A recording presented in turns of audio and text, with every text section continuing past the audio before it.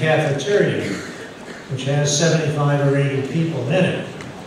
At this point, I invite anybody that's in the cafeteria. We have seats here, and there's no reason why seats can't be held in here if you want to still come. What we have done is I just went and took confirmatory votes on the actions taken so far, and they are in agreement in confirmatory votes without change to everything accomplished up until now, with the exception item number 6 of the community preservation budget concerning the sign. And so, on my own motion, I'm going to go back and reopen that because not only had they not voted on it, but there was a member in there who wanted to speak to that, a voter in there that wanted to speak to that item, and I agreed to reopen it to allow that to happen. So at this point, I will reopen the discussion for a later re-voting on item number 6, the community preservation budget, which is in Article 2-9.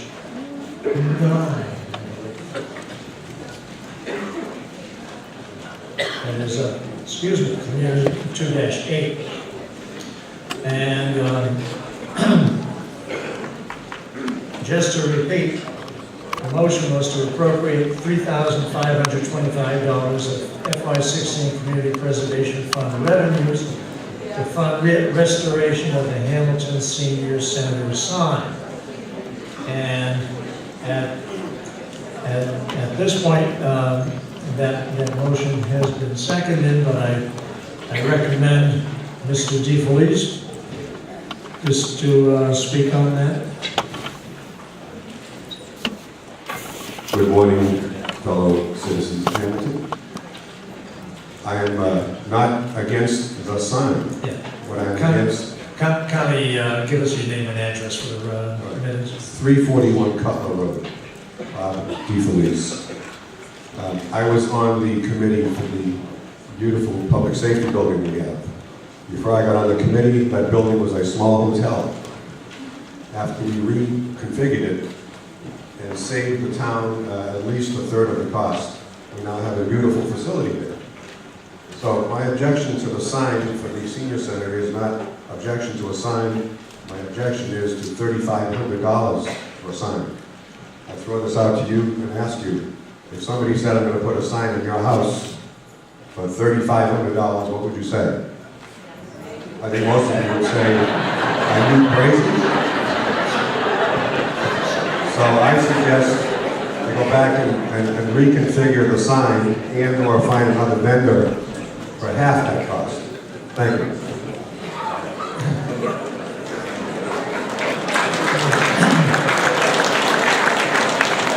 Mr. Catalano, do you want to respond to that? I've got Bonds here from the senior center. She can tell you the work that she put into getting the sign quartered, and this is by no means Rolls-Royce signs.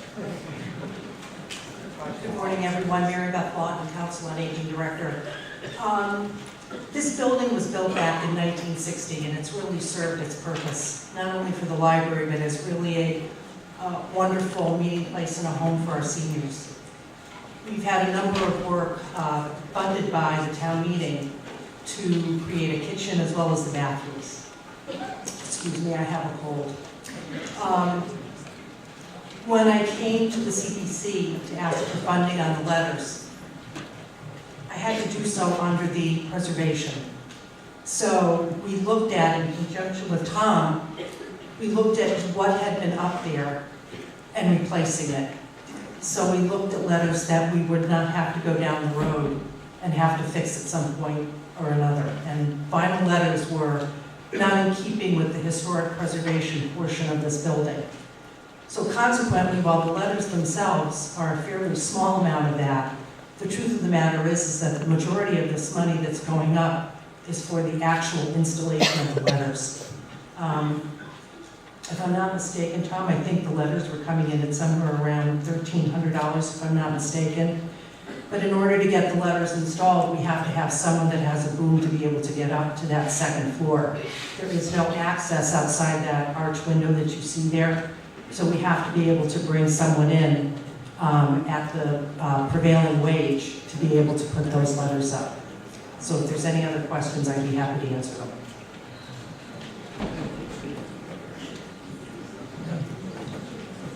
Any further questions or debates on that? Please come forward.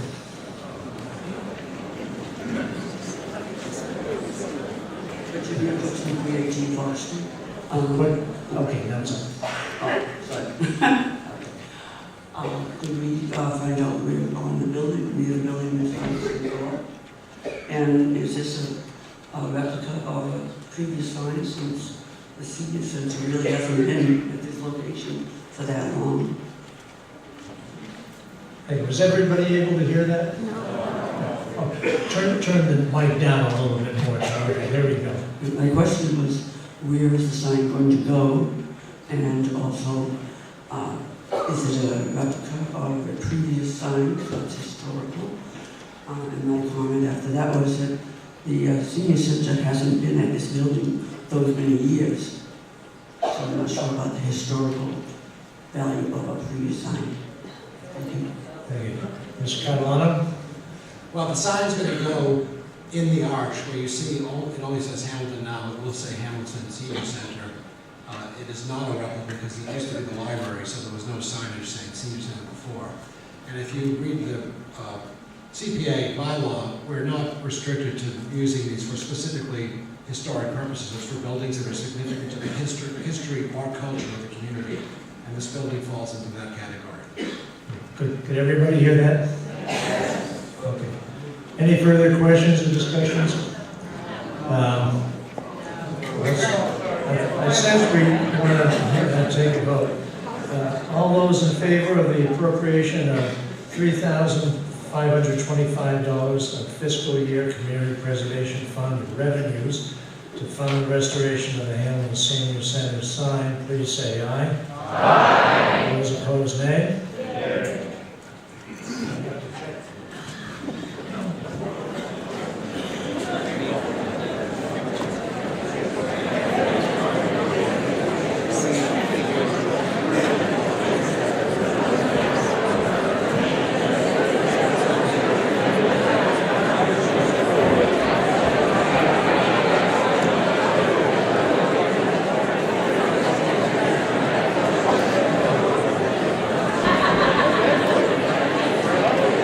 The ayes have it, the motion passes, and I so declare. Now we move back to items 2 and 3 of the Appendix G, the revised Appendix G, and we'll take separate motions on them, but we can discuss them both together. And so, Tom Catalano, do you have a motion for Section 2? I move that the town appropriate $1,328,000 of community preservation unrestricted reserves to fund, beginning in fiscal year 15, the construction of a swimming pool, bathhouse, operations building, and deck area, all at Patton Park, including all costs incidental and related thereto. Question, did you intend to not do the planning funds first? I'm sorry, we read that motion and it may have been missed in the hubbub over the other room. But Mr. Moderator, our intention of the Community Preservation Commission was to consider these as one motion. So we'd like to have the discussion as one motion, even though they are separate. The discussion as one motion is granted, but I think we take up the $53,000 planning funds first as that motion. I'll reread that. I move that the town appropriate $53,120 of community preservation unrestricted reserves to fund, beginning in fiscal year 15, the final planning and development of construction documents for a swimming pool, a bathhouse, operations building, and deck area, all at Patton Park, including all costs incidental and related thereto. Okay, that.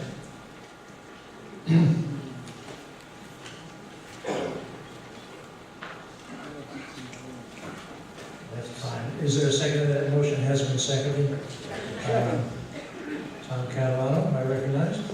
I'd like to recognize Steve Ozahowski with the Joint Recreation Commission to give us a little presentation on this project.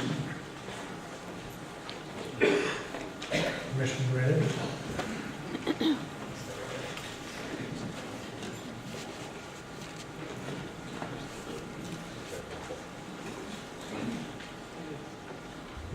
Hi, I'm Steve Ozahowski, Chairman of the Hamilton Women Rec Board, and I'd like to announce that I agree with Jeff Hubbard.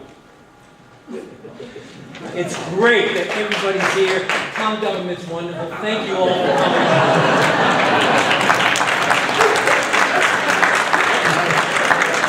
Everybody in this room can be somewhere else now, and you're here, and that's great. Thank you. The past couple of years, we have had numerous meetings, hearings, presentations. There have been thousands of hours put in by people on the rec board, on the pool committee, by our town officials. It's been an amazing thing. And the question that we have before us is, why do we want a swimming pool? And we have available to us various YMCA's, various clubs, Manchester Bath and Tennis, various places we could go. But going to these places does not build community. We enjoy our community. It's a nice thing. We enjoy being around people. Having the swimming pool at Patton Park contributes to that. In addition, there's the swim team. Okay, now a lot of you don't know about the swim team, but there is a program during the summer where kids participate, and there's a program at the high school that, I don't know if you realize this, but no one gets cut from the swim team. If you try out for the swim team, you make it. It's a wonderful thing. So anyway, I digress. The swimming pool is a place where parents with children can gather, meet. It's multi-generational. There'll be a lot of people there from different parts of our town, and it's a nice place for us to gather and get together. I would like to point out that the majority of the population of the two towns lives within biking and walking distance of the pool. The majority of the population. In addition, most of the dwellings downtown or in the central section of Hamilton and Quinn, they're on lots that won't support both the septic system and a swimming pool. So it's not like you could just put one in anywhere or something. It's not going to happen. So the pool is a central gathering thing. It's a place for all of us to meet. And I would like to point out that as a real estate appraiser, I am absolutely certain that this facility will enhance the market appeal and the property values of our two towns. I have no doubt. It's something that people will say, wow, that's cool. We have that. So you can read this program has been, this presentation that we're about to give to you has been approved by all of the committees that need to approve it. It has been nearly unanimous in most of the committees, and there have been numerous hearings, as I mentioned, where we've got nothing but positive feedback. As you know, a couple of years ago, we had a meeting, and it was close, but the two-thirds majority was not met. As a result, even though almost 2 people for every 1 opposed were in favor of it, it didn't fly. We have reduced the size and the scope significantly. We kept hearing $2 million, so this is now below $2 million. In fact, one of the presentations, it came into $2,062, and so I volunteered to check for $63 because we said we would keep it under $2 million.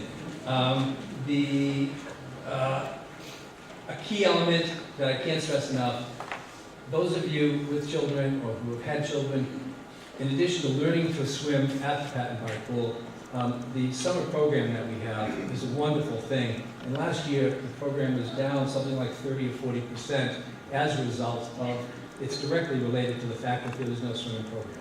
And you could say, well, bus them to the Y, bus them here, they're not always available. And it's just not that easy. We reduced the costs. A very strong point, I'm trying to keep it under 3 minutes, because I know after 3 minutes, no one's listening anyway. I'll give you 5. We've got projections, we're planning on, we've got a budget just for the pool. This is not including the enhanced summer program attendance, hopefully. We're thinking that we're going to, next slide, we're going to generate at least $92,000 in revenue in the year.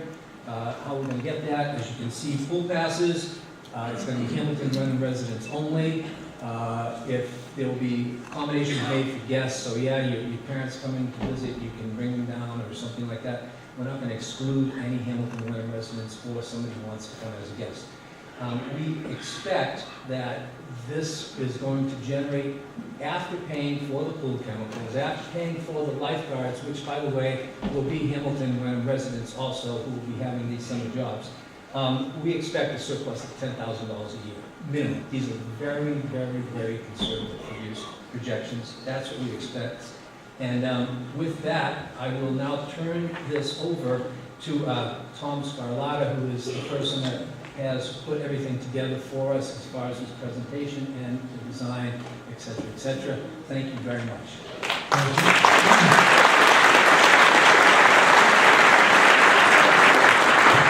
I recognize Tom Scarlata from the Recreation Board. No.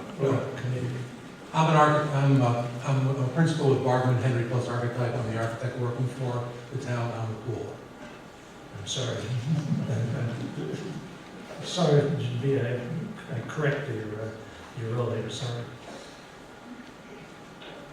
Go ahead. Thank you. What I want to do is just go quickly through what the proposed conceptual design is at this point. What the project entails is redevelopment of a structured parking lot to provide safe pedestrian and vehicular access, a drop-off point, which includes a new intake, a new curb cut in, and a curb cut out so that there's one-way traffic to improve the parking conditions, with a new pool, support structure, bathhouse, deck areas, and generally the same location of the existing swimming pool. The pool itself is a regulation 6-lane competitive pool, 25 yards, 8 feet deep here to allow for Red Cross training, a large recreational area for swim lessons with easy access stairs in for seniors, for children, for learning to swim, swimming lessons. We've taken the bathhouse and reduced it down to an appropriate size to fit the pool population that we need. So we have fully accessible handicapped toilets, showers, as well as 2 rooms that can be converted and used in off-shoulder seasons so that they can be supported used by the town when the park is open. So from April through October, the pool is closed, but you still have use of the building for this function.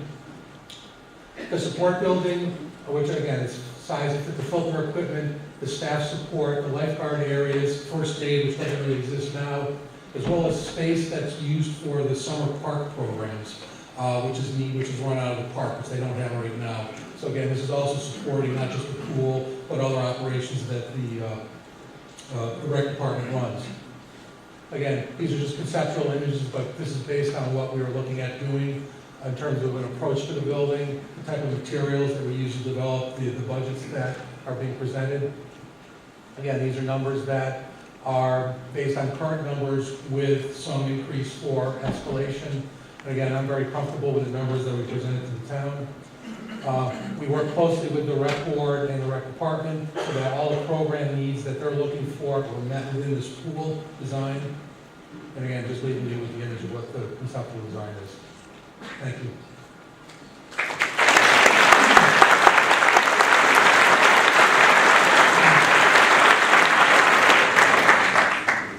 Thank you very much. Do we have any questions or comments at this time? Mr. DeFelice? Bob DeFelice, 341 Cutler Road. You may remember I was up here about 5 minutes ago. And again, I worked on the public safety building for 4 years, and my view of this project is, number one, it's a great idea to have a new pool in the town. It's not a great idea to be spending $2 million on this, notwithstanding the $62 that the chairman has contributed. I would ask the architect, why are there two buildings? Why is there not one building? Singing Beach has a building with toilets and a snack bar, and I think it even has showers in it. Why do we need two buildings? Why are the spaces so large? Why are there two offices in this building? Why is the filtration room big enough to put in half of the population in this room? I mean, it's overdone. And to me, this smacks again of what we inherited when we started the public safety building. The architects have an idea in their head that they're going to create something new and wonderful for the town, regardless of what it costs. So my opinion is, the pool is a great idea. In fact, the pool alone is $560,000, as I saw the budget. So we've got another $1.4 million in other stuff. Parking lot. We don't know what the finishes are on any of these surfaces, whether it's tile or concrete or hand-painted signs or whatever. There's a lot of expense here. So my opinion is this should be reconfigured and reduced in cost. Thank you.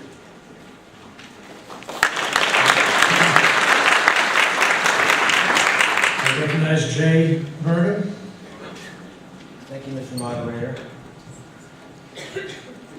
You know, there's not a single town on the North Shore that has a municipal pool, not one. And there are two simple reasons for that. One is the cost. Moderator, get the lights back on, please. Take notes.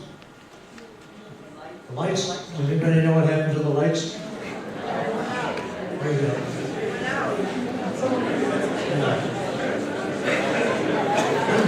There goes my 3 minutes. Somebody's trying to find out. You need to find out who flipped the light switch or what happened to it. Okay, is that adequate? You still need more? Okay, go ahead. I'll begin again. There's not a single town on the North Shore that has a municipal pool, and there are two simple reasons for that. One is the cost, and the other is the availability of other swimming resources in the area. A new $2 million pool in Hamilton is a luxury that will serve a very few over a very short season at a very high cost. Now, the debate over the cost and need for a new pool has gone on for nearly 2 years, during which time more than $200,000 has been spent on consultants and plans, with even more required for this new proposal. Despite assurances from town leadership at the special town meeting in 2013 that construction bids would surely not exceed $2 million, the actual bids came back at well over $3 million. So here we are, once again, being assured, once again, that the cost will not exceed $2 million without any proof whatsoever from actual construction bids submitted by reputable contractors. But much more importantly, I repeat, much more importantly, something significant has happened during that 2-year debate period over the pool. During that time, the Ipswich Community YMCA, located just 3 miles or 4 minutes from where you're seated, was developing its own plans for an expanded outdoor aquatic center expected to cost $3.6 million. That project is being funded solely by donations at no cost or burden to taxpayers. The Wise Outdoor Aquatic Center, which you can see featured here in a rendering, includes a heated outdoor pool that will extend the season up to 4 months, with slides, aquatic fitness elements, and 25-yard lap lanes. There will also be a 2,600 square foot splash ground with spray elements and climbing structures for children. There will be outdoor restrooms, separate child and adult locker rooms, an outdoor cafe, and a large community gathering space. You know, all age groups will truly benefit from the WISE project. Older adults will benefit from features that bring ease of use and therapeutic elements, including zero-depth entry in the outdoor pool and a spa in the indoor pool. Kids and families will enjoy the aquatic center splash ground and fitness pool and a shallower learn-to-swim area adjacent to the zero-depth entry area. So now, for the first time, you actually have a choice. A choice that offers significantly more features and benefits than are being proposed here today. But most importantly, a choice that uses zero Hamilton tax dollars to fund an unneeded luxury recreational item. It's time to bid the old pool farewell. Given the Y's stellar reputation and given the scope and close proximity of the Y's new outdoor aquatic center, I ask that you vote not to use your community preservation funds for a pool that is simply no longer needed. Please vote no. Thank you for your time and consideration. Thank you, Mr. Berger.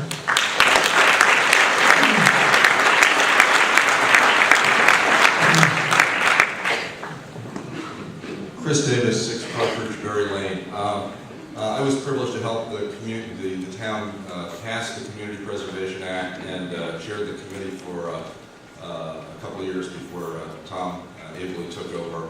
I'm also on board of the Hamilton Wenham Open Land Trust.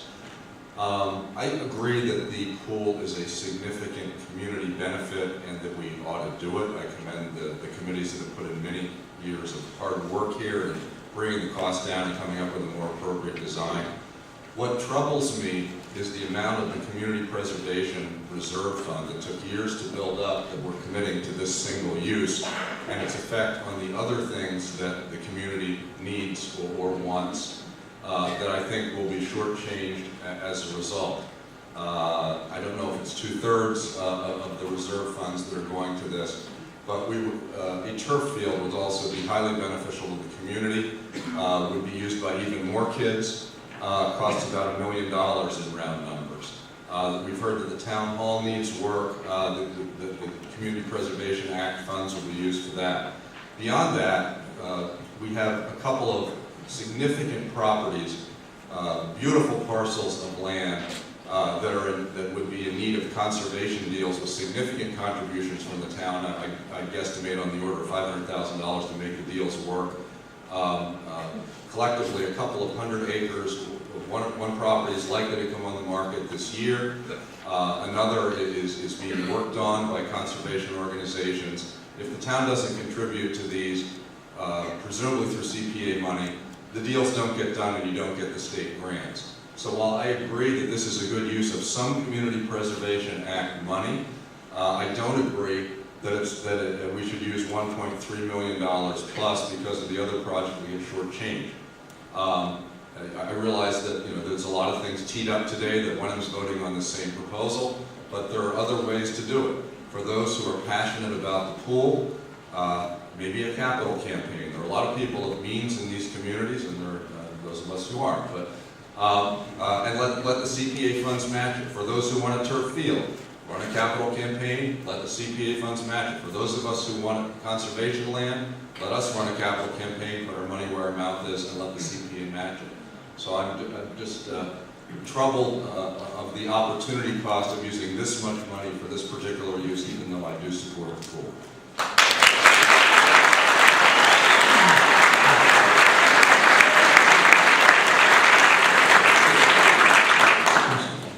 Hi, Bill Patrician, 42 Lois Street. I don't know, a lot of you may even know me in the room. Hamilton resident, and I'm also the membership director of the Ipswich Family YMCA. Thank you, Mr. Burnham, you showing the pictures and spread the word about our project. I appreciate that. But by no means is that going to replace the need for a pool here.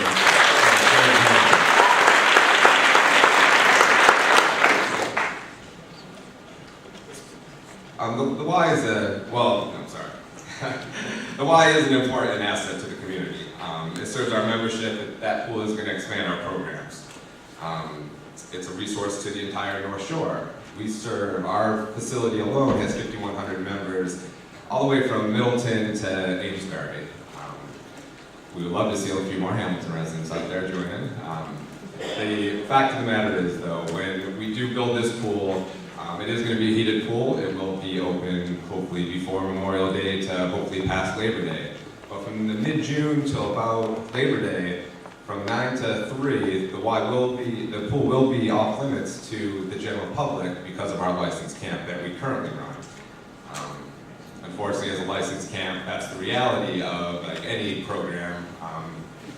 And you really need a pool when you have a camp. My kids go to the Hatton Park camp. Last year wasn't quite as thrilling as the years past when they did have a pool. So it is important. As a father of a son who's on the North Shore Shark swim team, his swim team career started at the Hatton Park pool. It's a very nice small setting. It helped him gain confidence, and as he moved up and improved, he joined the YMCA Sharks team, and unfortunately, he wanted to swim at the Hatton Park pool this past summer, but obviously could not. As a professional who's basically is a Y dedicated to youth development, social responsibility, and healthy living for everyone, I can tell you that we need a pool here in Hamilton. It's really important, and I urge you to vote yes on the recommendation of the Hamilton Minor Rec Board.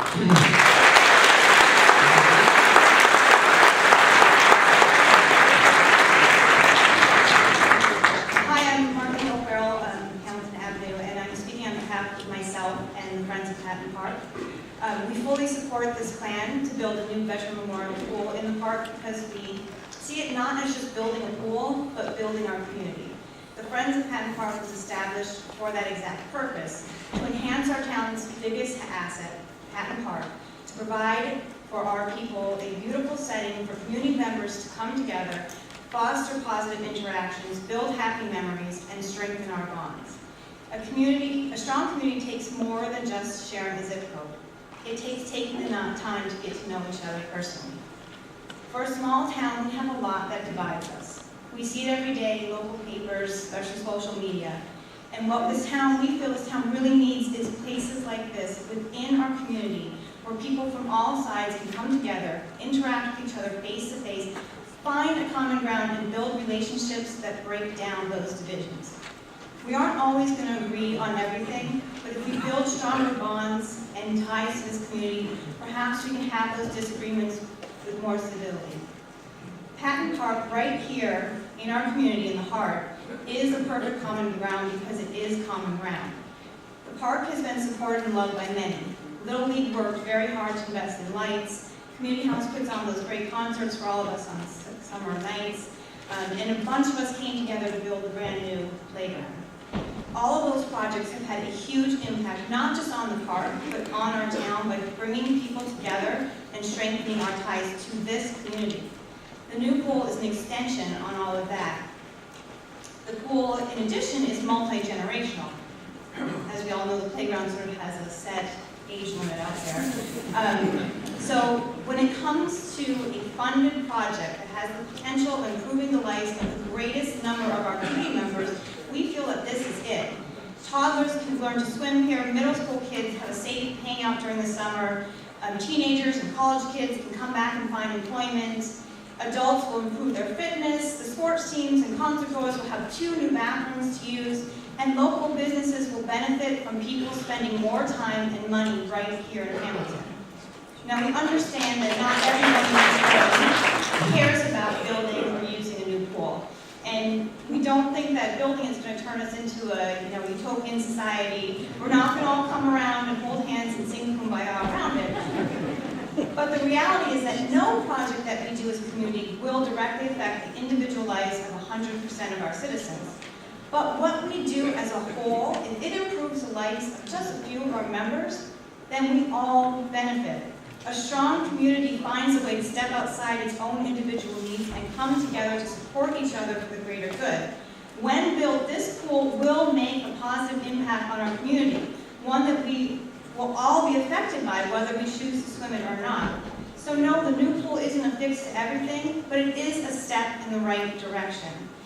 So there have been a lot of alternatives proposed, other places You almost to swim. finished. Yep.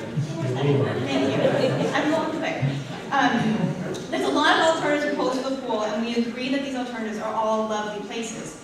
However, they represent a whole lot of time, money, and energy that we invest outside of our town. We believe in investing in our town.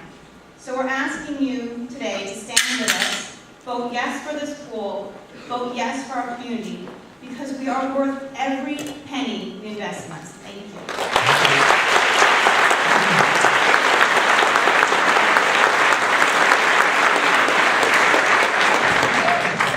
Good morning, folks. My name is Brian O'Connor, 11 Homestead Circle. I'll be brief, so I'll make it for the other time. I rode my bike here today. Gorgeous spring day. I love the fact that riding my bike or getting out walking really reconnects me with my inner child. And I've been thinking a lot about this pool for a long time. Those of you on Facebook have heard have heard me talk ad nauseum about it. And so while I'm riding over, I got thinking about my neighborhood.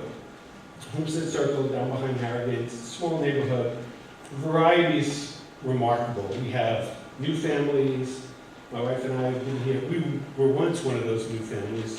21 years ago, we came here just after we got married. And now we're sort of like the middle group. My wife and my oldest daughter are visiting a college today. And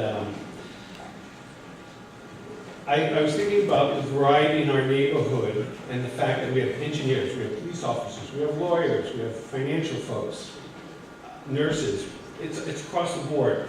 One of the things I kept hearing about this pool is we need something that addresses the needs of everyone. And it really hit me last night when I was looking at my daughters. And you want to get that? That's okay. And I was thinking about the fact that we all have something in common. We really do. Everyone in this room. We were all young once. Some of us, those days are a lot longer gone. I'm 57, but we were all young once. This is what that pool addresses. It really helps build young people. It helps the summer programs. Everyone has benefited. I was fortunate enough, growing up in New Jersey, I had a municipal pool. A small town municipal pool. It taught me incredible things. Responsibility, independence. Met a lot of friends there. I biked there, biked everywhere. My wife had a municipal pool growing up in Lawrence, Kansas. My two daughters had a municipal pool. They don't even use it that much anymore. They may not. Hopefully they might be able to be employed as lifeguards because they both are excellent swimmers. We belong to the Ipswich Y. We like the Ipswich Y. No complaints whatsoever. It is in Ipswich. It is not in Hamilton. My daughters would not ride their bikes to Ipswich. They would not walk to Ipswich. Understandably. It's more than just a pool. You've heard previous speakers talk about it. It's really about community, the summer programs. It's our towns. And I think that's just really, really essential. Thank you, everyone.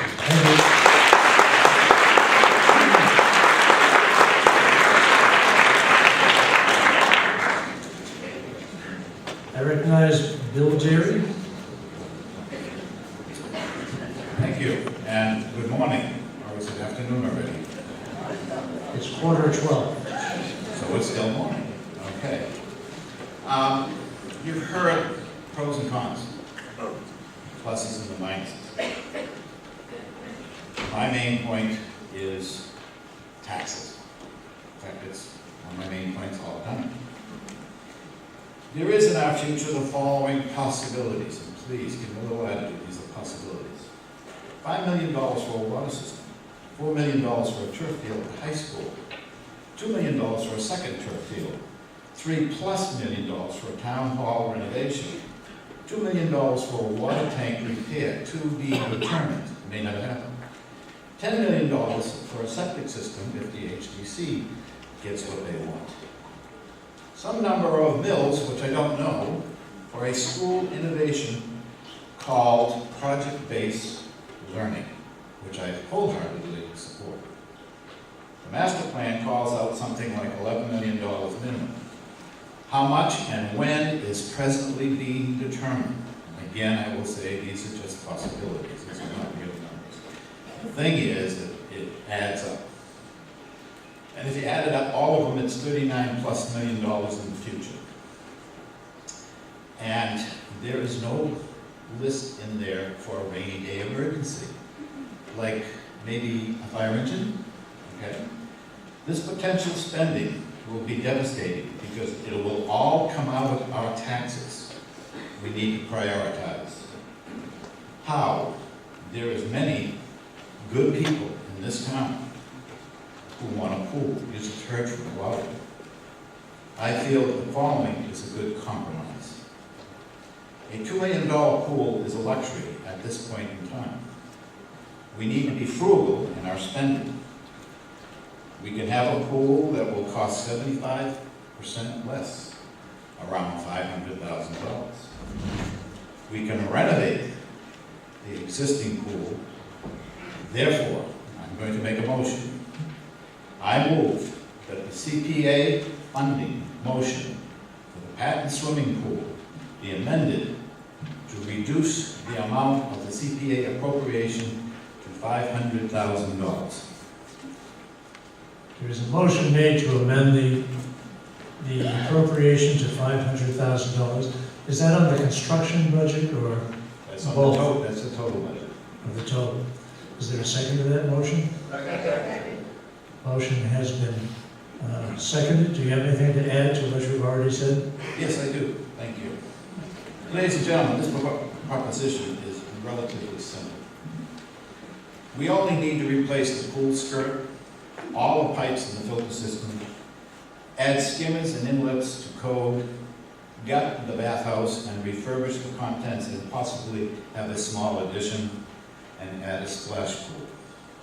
We do not need a new septic system. We do not need a new service entrance, that's the electrical entrance system. All functional requirements not addressed by the present structure can be obtained from other local pools. To spend an additional $900,000 to add 1 or 2 more lanes is not a good use of CPA funds. This approach returns $900,000 to the CPA for use of other projects.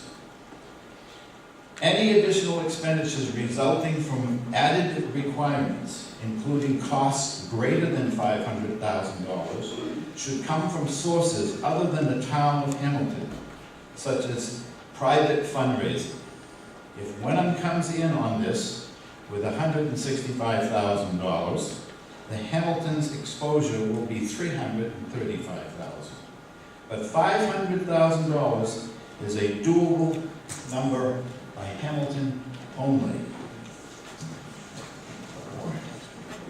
I would like to call on Carrie Rich, a longtime resident of Hamilton, who is an expert in building pools and has built hundreds of millions of dollars worth of commercial pools all over the world, to say what he feels about the construction costs.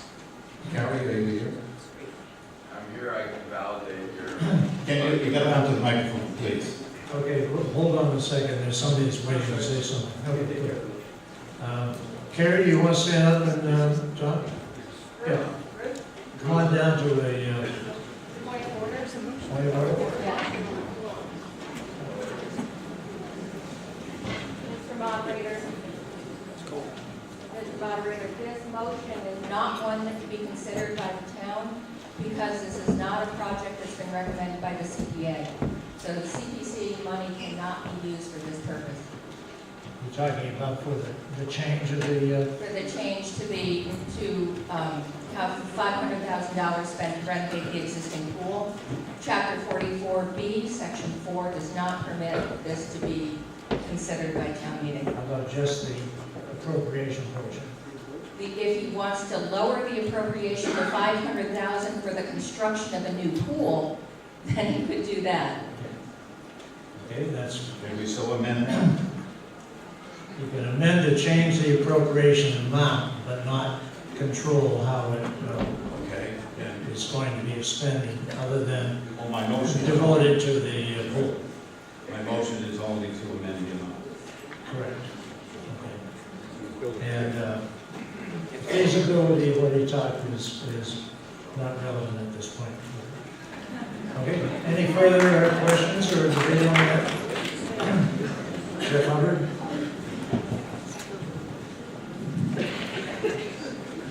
Thank you, Mr. Moderator. Bill, I'd like to thank you very much. I think this is the perfect compromise.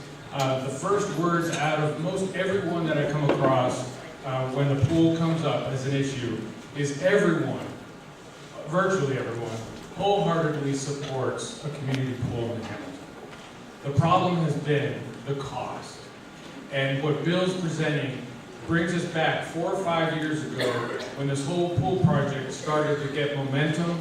The whole idea from the get-go was what we had has served us perfectly. We haven't maintained it well. And it makes sense because it is such a valued asset to invest some of our resources into fixing the pool up or replacing it.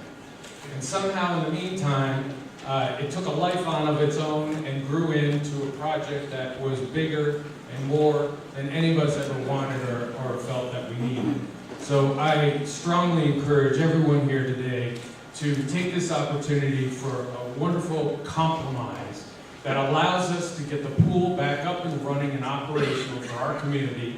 And it also preserves these valued CPA funds for these very important projects that are in front of us, like the turf field and like the town hall. So I encourage you to support this amendment. Thank you.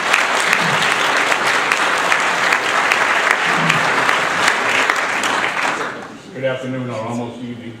My name is Brad Tilley, 7 Essex Avenue, and by way of my background, I'm a retired athletic director, pool director, swimming coach of 38 years. I am a CP, certified pool operator for 18 years. I built swimming pools years ago, and I also have my own pool plumbing company. So, that's it. I keep hearing Mr. Deary, for over the last couple of years I've been in the rec board, come up with all these ideas that he can put a price tag on his repairs. I have not seen any evidence to that one time. That is just something that comes out of his mouth. We researched this, we asked our new architect to go over the plans to redo the pool. Not only do we need a new apron, we need new coping, we need new plumbing, we need new skimmers, we need new main drains. The main drains have been raised 15 years ago already. There's a false bottom on that pool that we put in. That has to be jackhammered out. To put a new pool inside the old pool means that it's going to be even smaller than the 5 lanes we currently have. Also, it's going to be too short to run swim races, so the whole deep end wall has to be removed and replaced. What do we end up with? We end up with an insufficient pool. Not one that can take care of our needs. Of building community spirit, this little section we're adding on there to the side is 1.5 foot deep. It gives kids confidence in learning how to get in the water and utilize that space. The parents will congregate on that big expansive stairs we have down there for community spirit. You know, I just am very disappointed that people come up and they say these things that aren't true. They don't know to be true. They show no factual proof to it. We've done our due diligence. I can't tell you how many hours we put into this, trying to take care of everything. We reduced the size of the pool. We reduced the amount of money spent on it. You know, we've gone and got Gwen on board with us. You know, it's been a great project, but let's go through with it. We've already gone through this. All the CPAs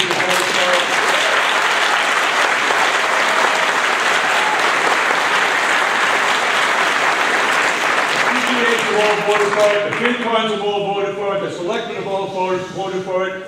Call a vote. Thank you.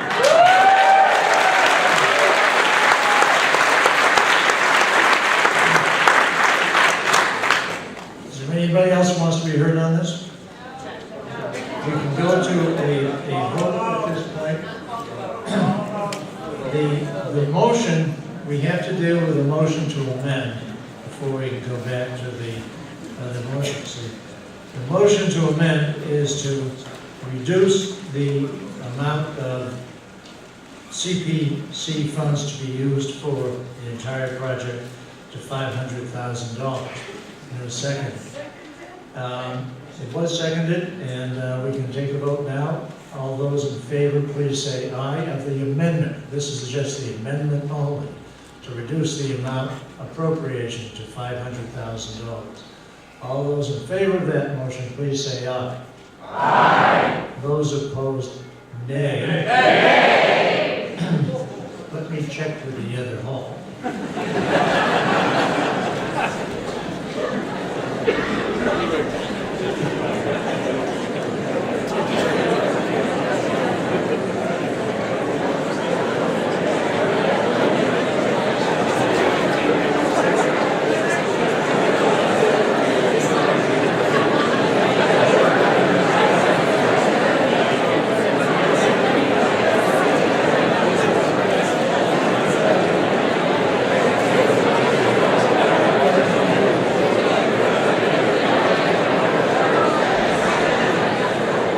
The result of the vote on the proposed amendment, not only in this hall, but also in the cafeteria, is the same.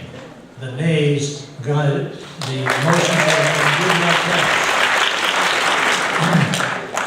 I think now we can proceed to consider a vote on the first motion, which is for the one on the floor, which is for the $53,120 for the planning, final planning and development funding. I'll speak here.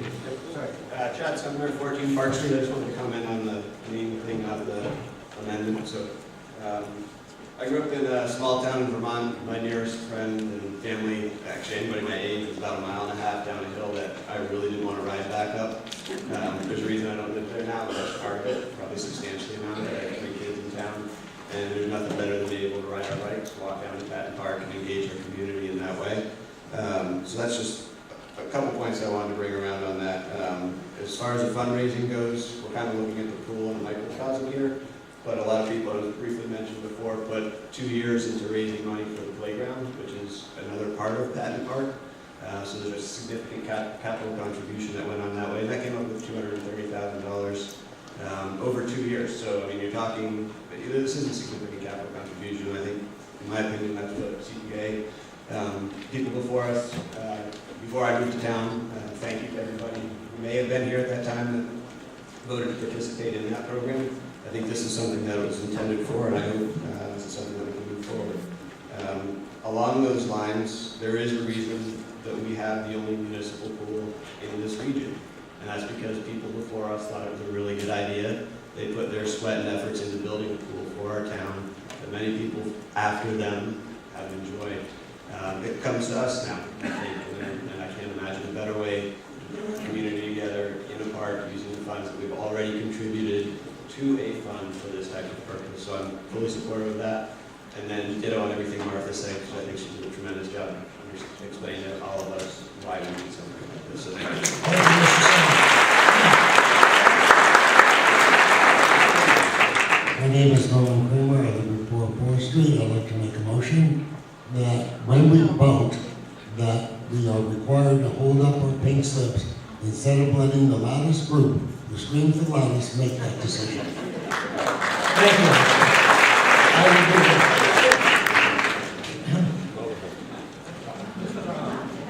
Recognize Jeff.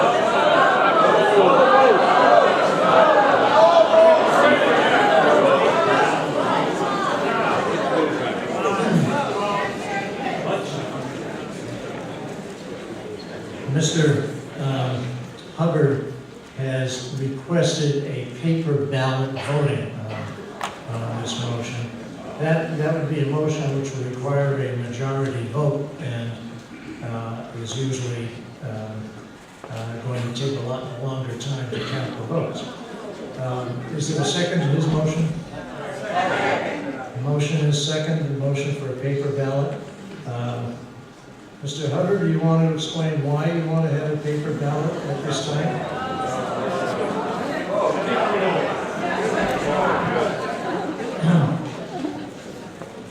Are there any comments on the question? Please do. I think the people are ready to vote.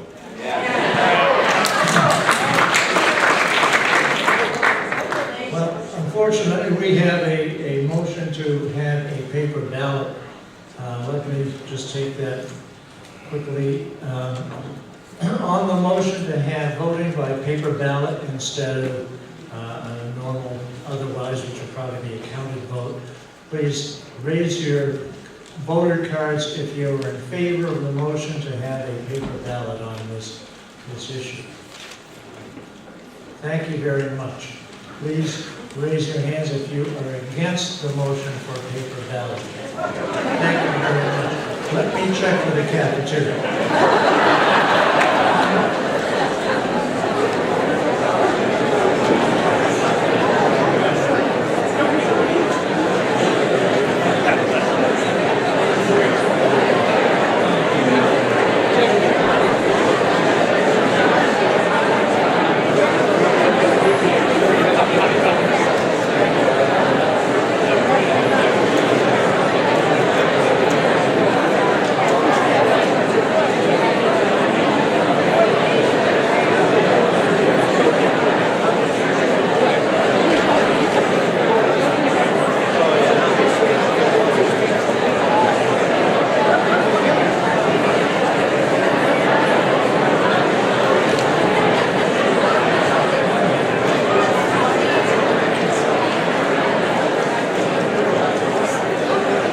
The voting on the motion to have a paper ballot, voting on this article is that the cafeteria and the auditorium resoundingly agree together.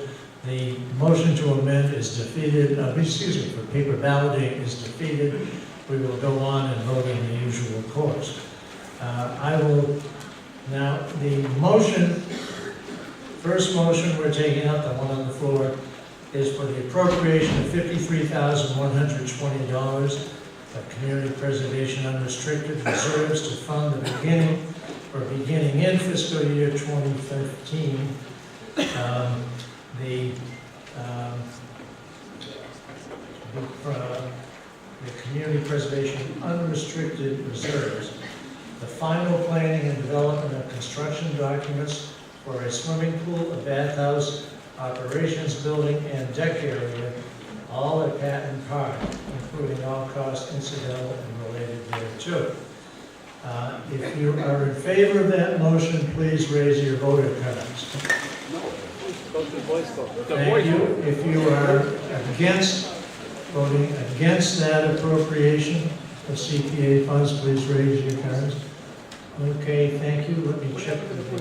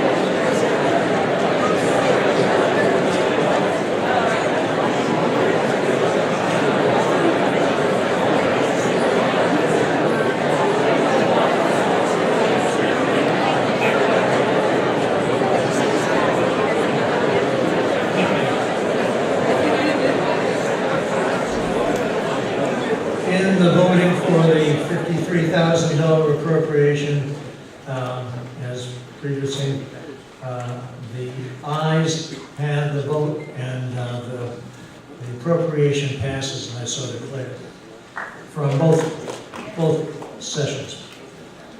Now, we're ready to take up the motion for the construction funds. And Tom, I want you to read that motion, make that motion. Get it on the floor.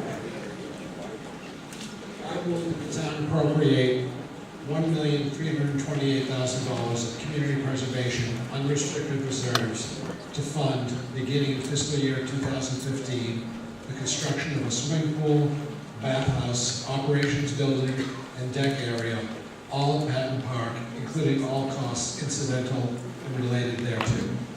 Is there a second to that motion? Second. Motion has been seconded. Is there any further discussion? If not, let's proceed to a vote. All those in favor of the motion, please hold up your cards. Thank you. All those against the motion, please hold up your cards. Thank you very much. I will check with the cafeteria.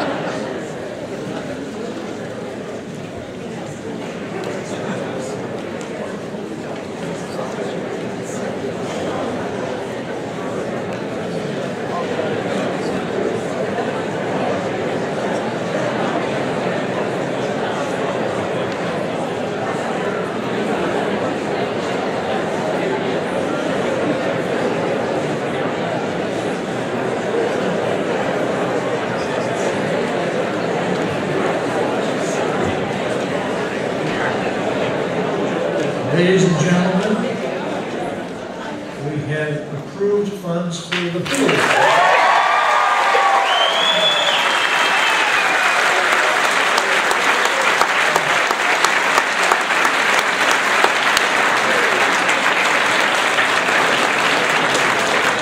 The motion passes and I so declare.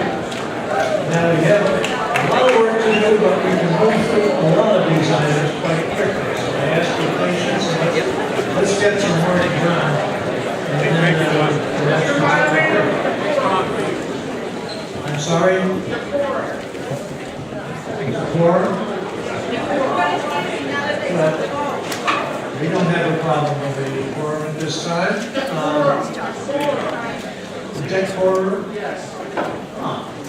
Mr. Hunt is making a plea for decorum. If you are leaving time, do so quietly. Our next article is for a new stabilization fund. So it's Article 2-9. And I recognize Scott Madden. Stick around. I move that the town establish a stabilization fund to be called the Recreational Field Stabilization Fund for the special purposes of funding recreational fields and all incidental and related costs. Appropriations from such fund be conditional upon the town of Wenham and the Hamilton Wenham Regional School District appropriating their fair shares of the cost of such fields and related costs, and further to transfer $500,000 derived solely from the proceeds of the sale of the land in the Patton homestead held in the town stabilization fund to the Recreation Fields Stabilization Fund created by this motion. Is there a second to the motion? The motion has been seconded. I recognize Mr. Mr. Madden There were a couple slides. to speak on the subject. Okay, just a little visuals, so we'll go with it.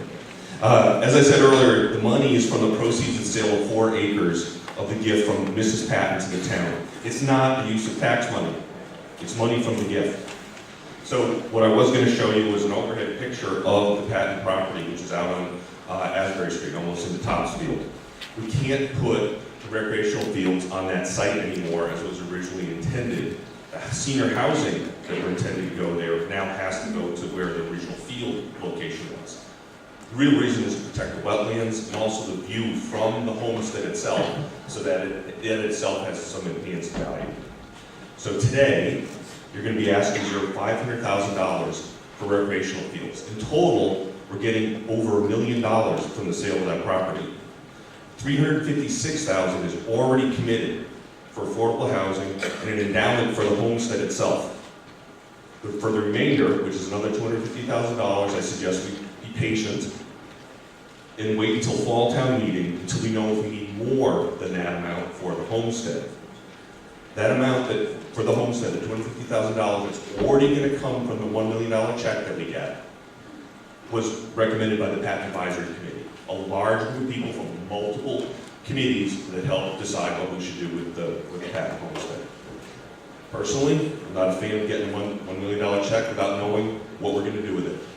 So I ask you to agree with the Rec Board, the FinCom, and the Board of Selectmen to approve this article. Now we're going to have, the most honorary possible, Peter Gordeau and Phil Tachi speak briefly. Peter Gordeau? I'll recognize Peter Gordeau.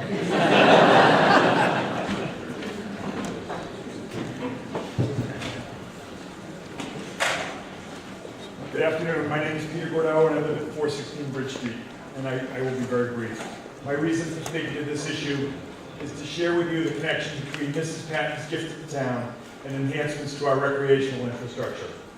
In the spring of 2011, shortly after Mrs. Patton quietly broached the idea of a gift to the town, a small group began to assess the property's potential to the town. From the beginning, Mrs. Patton supported the idea that the land might be part of the solution to the town's shortage of playing fields. We engaged a landscape architect to do a conceptual study, and the plan that you're supposed to see on the screen was the result. But I can tell you that it contained three full-size fields, 3 rectangular fields, and a baseball field, as well as an opportunity for bathrooms and that sort of thing. It was a very built-out recreational complex, as well as some housing to the right, on the north side of the plan. We reviewed this plan with Mrs. Patton, and it was consistent with her vision. We also discussed the idea that housing, which was also shown on the plan, could be a way to help pay for the cost of the field development. Again, the use was consistent with Mrs. Patton's intent. A new rec complex, like the one on the screen, would have been a long-term solution to our field shortage. For a variety of reasons, the Patton Committee determined that multiple fields here were not feasible. Notwithstanding, the property still has the potential to be part of the solution. By allocating some of the proceeds from the sale of the residential land to the proposed stabilization fund, we can affirm the direct connection between Mrs. Patton's vision and a long-term answer to the shortage of field space in Hamilton. An initial commitment of $500,000 will provide the foundation for the rec committee, lots of volunteers, the schools, and the towns to move forward in determining how best to address the field needs for the present and for the future. I would encourage you to support both Mrs. Patton's vision as well as the vibrant youth and school sports programs of our community by agreeing to direct that these funds be reserved in the manner described in the article. Thank you.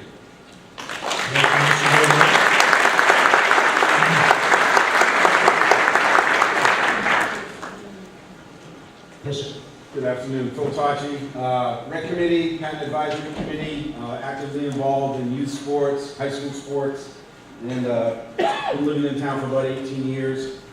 In 2012, a master recreation plan was conducted by Gale Associates with our contributions and involvement from all youth groups, school sport directors, schools, and town officials. Currently, there are 21 fields in the 2 towns that they surveyed. A well-maintained field, according to the Gale professionals, can handle 200 uses, scheduled uses, a practice, a game, an organized activity. 200 uses per field. Currently, in 2012, at that time, there were 5,286 scheduled uses on those 21 fields. Since then, Senior Babe Ruth has expanded. Ladies softball has been brought back into our program.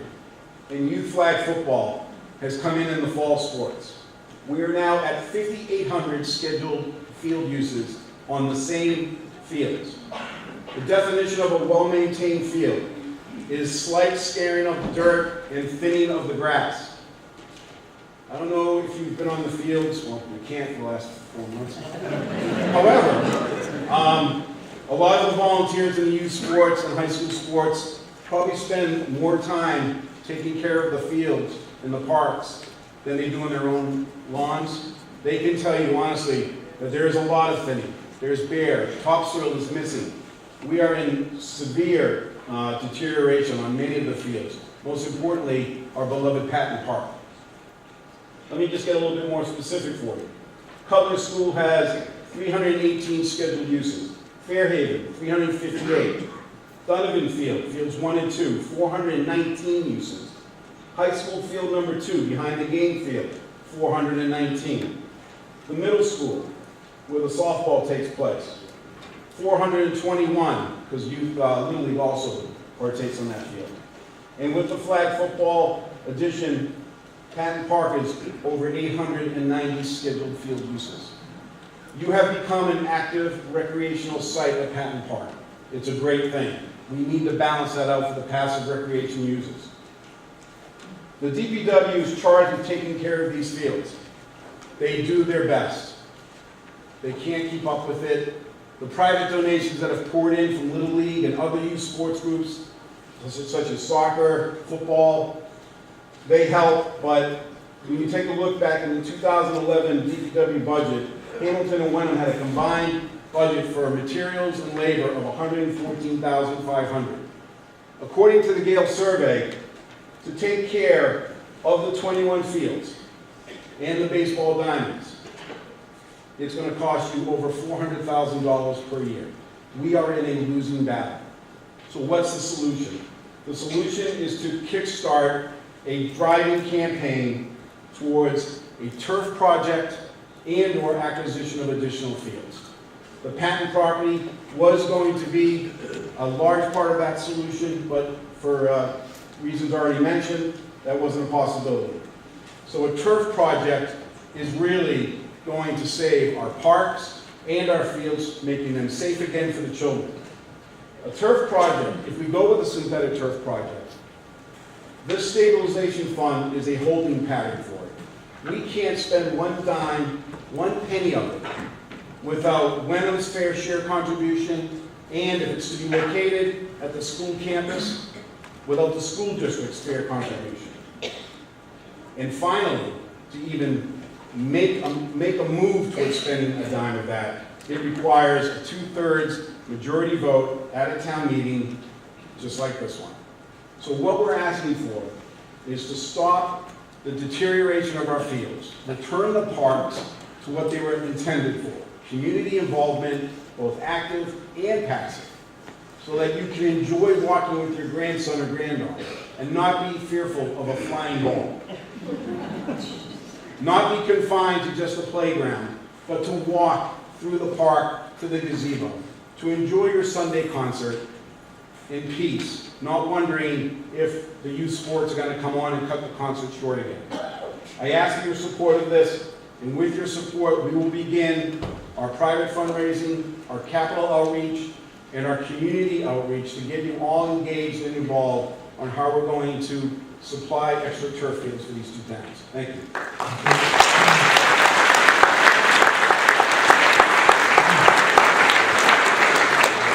Is there any further discussion on this motion?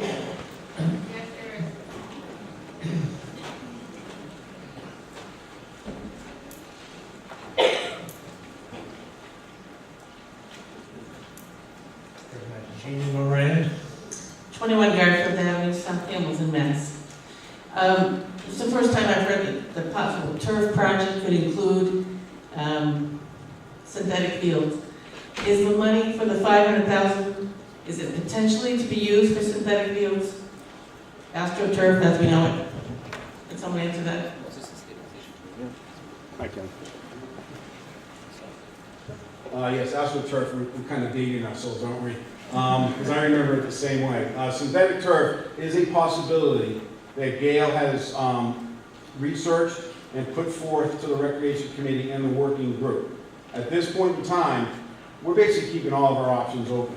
If a parcel of land comes available, we'll have the ability to pursue that as well. Natural turf versus synthetic turf. That decision just hasn't been made yet. I appreciate that response.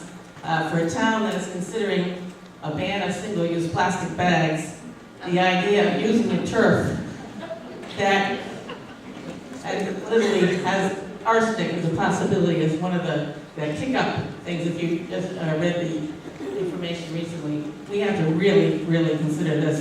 That's why I'd like to, I can't make motions, I don't know, but I think it's a big question. It is. It's a big question.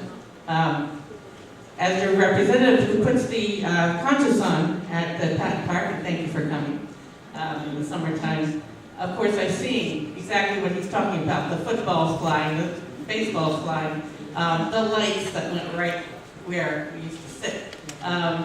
So we can see that the multi-use issue is problematic. I thought the Donovan property was to help solve that problem. It was, and if I may, I'll address. The Donovan Field was a great gift from the family. We've enjoyed it, the towns have enjoyed it. Unfortunately, there is a severe drainage issue rendering the rear quadrant on the second field unplayable for most of the spring and summer until it literally dries out. It helps, but it's not the solution. In regards to the synthetic turf and the safety and so forth, the technology that's being developed at the synthetic turf level is using recycled materials, safer materials. And again, we're not jumping 100% into that direction. We're going to weigh it out. We're going to provide the information. We're going to do things very slowly and methodically so that everyone can take advantage of learning about it. And like I said, it's a 2/3 majority vote to even begin. So I'm not sure where this leads us. I would say that we need more research. Absolutely, but this is the start to our private fundraising. If we don't get this money started now, and we have to come back in the next fall meeting, that's 6 months that we've kind of sat around. Okay, let's move this along. Oh, Very quick Mr. question. Very quick Question. Why can't you use $500,000 to reduce our taxes? It is, as far as I'm concerned, revenue coming into the town from the sale. That's not my... The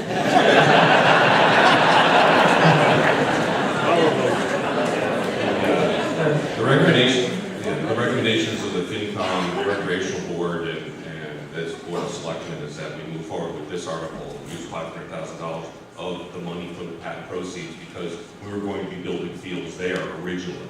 So we still have the problem with building fields. Hence, we can use that non-tax money to jumpstart this program. Thank you. We're ready for a vote? All vote. David Neal has to be recognized.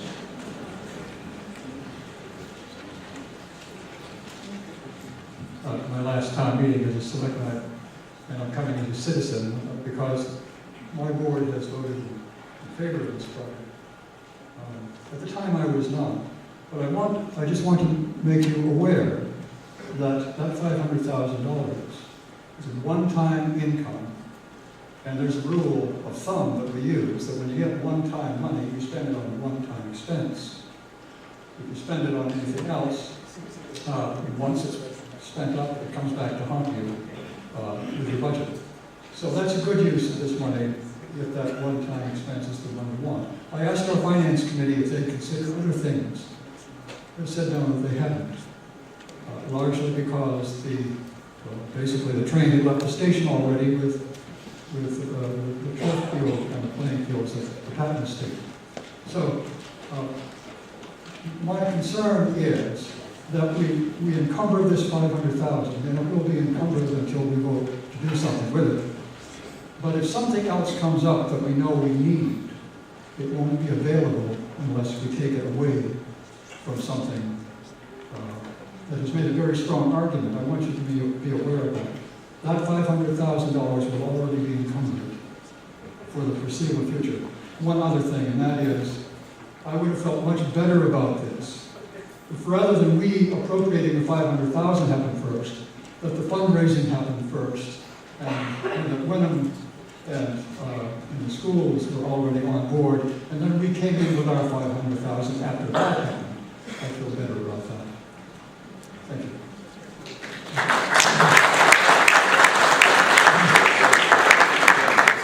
Thank you. The motion is to establish a special stabilization fund to be called the Recreation Fields Stabilization Fund, for the special purpose of funding recreational fields and incidental related costs.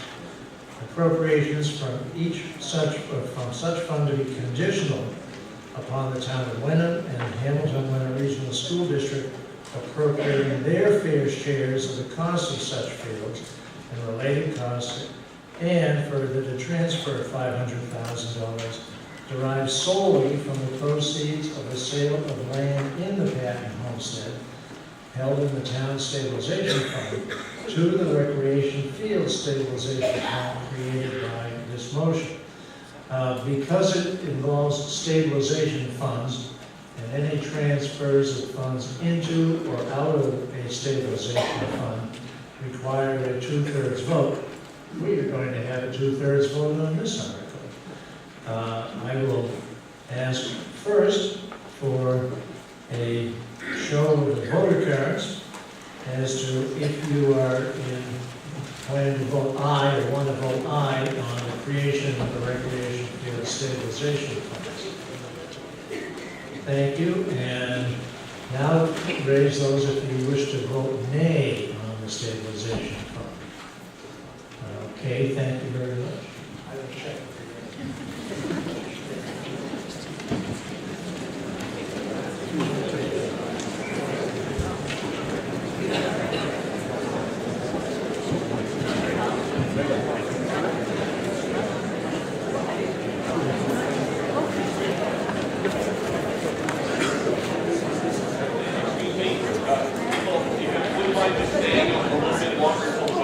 The other room to make sure it's valid in both places, that was the issue we had in the other room. So if you just hold this moment until we get back.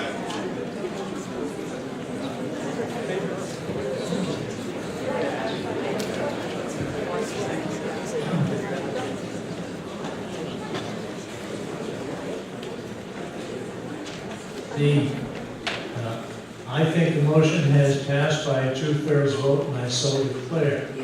If more than 10 people disagree,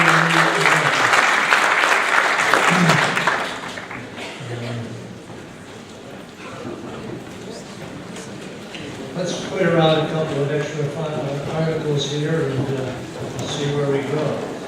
The next article is Article 2-11 for the Hamilton Development Corporation.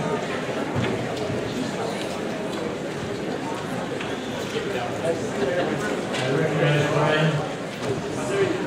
Scott.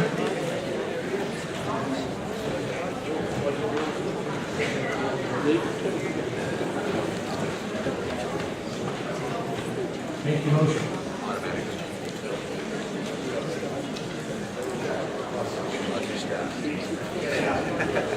I move that the town raise and appropriate $65,000 to the Hamilton Development Corporation. Is there a second to the motion? Motion has been seconded. Mr. Stein. Thanks everybody for staying as much as possible. I've been here since 8:30, so I'll keep this brief. I just wanted to give a quick update on what we've been doing the past year since last town meeting. In May, we completed the purchase of 59 and 63 Willow Street. It's about 1 acre of land with 2 buildings on it, 1 residential house and a commercial building with 2 units. All units are currently rented and generating income and revenue for us, covering our mortgage and our taxes. In June, based on recommendations from going all the way back to 1982 downtown Hamilton plan, 2004 master plan, 2009 economic development charrette, and 2014 Hamilton Run Village plan. We sponsored a wastewater treatment information session that included merchants, abutters, and citizens. We had a well-respected engineer that prepared and presented a high-level report about current usage of wastewater in the business district and options for wastewater treatment systems. That report described current wastewater treatment technologies, sizing, potential costs, and options on how these systems are financed or could be financed. It was done to just provide feedback and information and for discussion only. There have been no recommendations for installing a system like this in our town currently.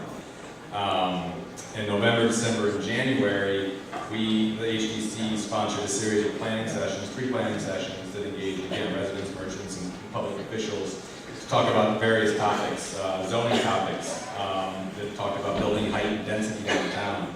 We showed 3D models of the existing conditions, what's allowed by current zoning, and then an option that might be more desirable in terms of scale. What's allowed by current zoning was quite dense and quite tall in some people's opinions, so we recognized that and showed a lesser scale plan. During that presentation, we did show an option for 59 Willow Street that looked at the current zoning, current height, and so forth, and showed what could possibly go there by current zoning in terms of scale.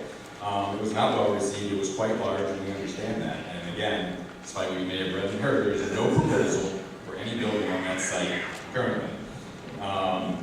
We also gave great attention to parking issues. Many residents and business owners are concerned about the lack of parking downtown at various times, so that's something we're going to be looking at in the future.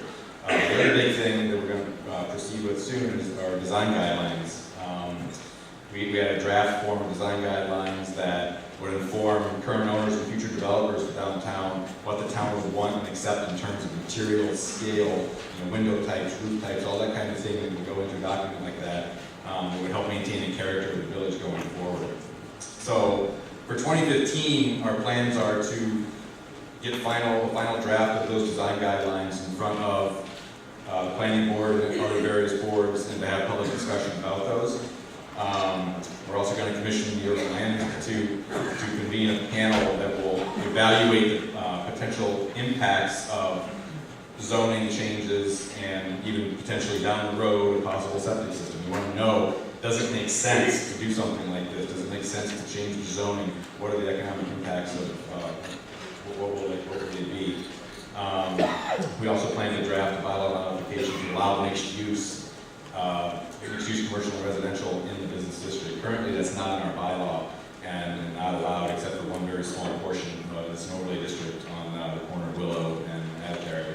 So that will also be going through the planning board and the public process, and hopefully be on fall town meeting warrant. I just want to say that the HDC is managed by a group of dedicated professionals. We all live in town, provide countless volunteer hours at no cost to you. We are financially stable. We are working hard to develop a plan to grow the business district and make it attractive and economically vibrant. We do provide 10% of the meals tax money that we're asking for today. 10% of that goes back to the town to fund immediate downtown improvements. We'd just like to invite you to come to our meetings, and we want to hear what you have to say. We meet every other Wednesday at 7:30 in the morning at the town hall. So I encourage you to vote yes on this article 212. Thank you. Thank you. Recognize Jeff Humbert. Thank you, Mr. Moderator. Mr. Moderator, I move to amend Article 2-11 to dedicate $20,000 of the $65,000 appropriation to be specifically designated to downtown improvements, including benches, trash receptacles, banners, flowers, and holiday decorations. Is there a second to that amendment, to amend the motion to include some specific allocations? Second. Motion is seconded. Mr. Hubbard? Yes, thank you. Ladies and gentlemen, for the last 4 or 5 years, we've been collecting $65,000 of meals tax off of the hard work of the restaurants that we have in town. Despite that fact, none of that money has been put back into our downtown infrastructure. I, as you know, am an advocate for our downtown, and the reason I'm an advocate is that I feel as leaders of our town, to the extent that we're able to help increase our property values, we should be doing everything that we can. My feeling is if our downtown is a more enjoyable place to be, because it looks nice, it's clean, it's taken care of, it's retailified, it makes it a more enjoyable place for all of us to live here, and therefore, it makes it more desirable for other people looking here. This is very short money.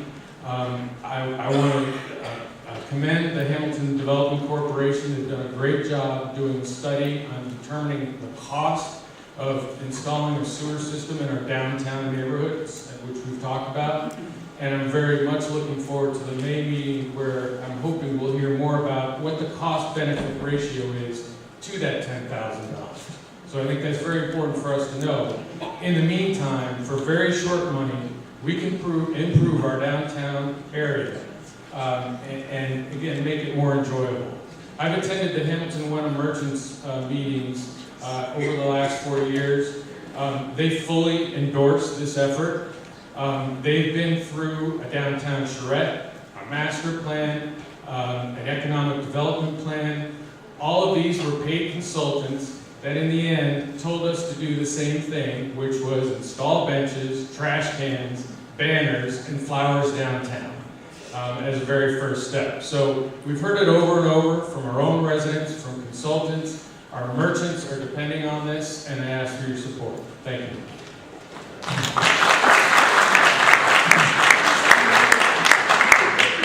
Mr. Hubbard, let me just get clear of the allocations. I have benches, trash, flowers, is it? And holiday decorations. Yeah. Thank you, Mr. Moderator. Richard Borough, 40 Moynihan Road. Ladies and gentlemen, I ask you to vote against Mr. Hubbard's recommendation or motion. Mr. Hubbard's, this motion really belongs in a meeting of the Hamilton Development Corporation. It does not belong here. He should have taken this up in due process, brought it before the Hamilton Development Corporation, and discussed it with them. They're a very thoughtful group of people. I have seen them be extremely patient. They would have listened to him and made a very thoughtful and very worked out decision. I do not think this is the appropriate way to handle this. I think this is very poor taste, to say the least. Thank you, Mr. Hubbard. Anybody else?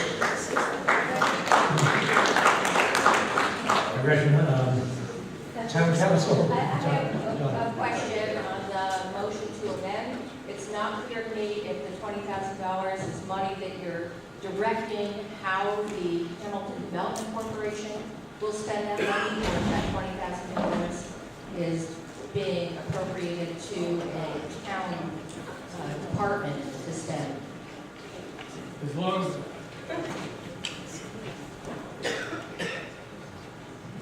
the Hamilton Development Corporation is perfectly, that works well as long as they do it in partnership with the merchant.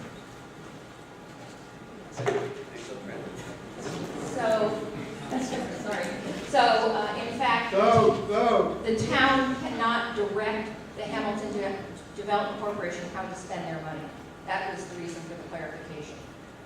How can we, with your advice, how can we work this? I think it's beyond it can only be a recommendation rather than a binding. So, if the amendment were to pass, it would not be enforceable. It would only be a suggestion or a recommendation to the Development Corporation as the ruling of Town Council on this matter. Understood, Mr. Hubbard? Did you catch that? So this petition being an advisory vote? An advisory vote. Okay. Did you want to respond to that, Brian? I would. I do want to say that we've developed a very tight budget with the help of our town finance director that been over the last couple of years, and it is tight. We do donate back 10% of the meals tax money that we get, $6,500 to $7,000 every year. So the fact that, or the statement Mr. Hubbard made is that we haven't given anything back is completely untrue. Every year we've budgeted for that. So again, in talking with Deborah, we wanted the room for a $20,000 allotment. I would have preferred to have this discussion at a normal meeting of the HDC, which Mr. Hubbard attends very few of. It's just, to me, it's common courtesy as a board member and president to have that discussion at a board meeting. We are financially solvent, which Anthony in a minute will address. We are generating revenue from the properties we have. It's more than covering our mortgage and our taxes. So, again, I urge you to vote, for this. And just real quick, I had a slide from 5 years ago that Frank Hale presented about the meals tax money. We pay the meals tax money. The owners of the businesses or the restaurants do not. We're the ones that pay that. It's a small tax on every meal that we buy.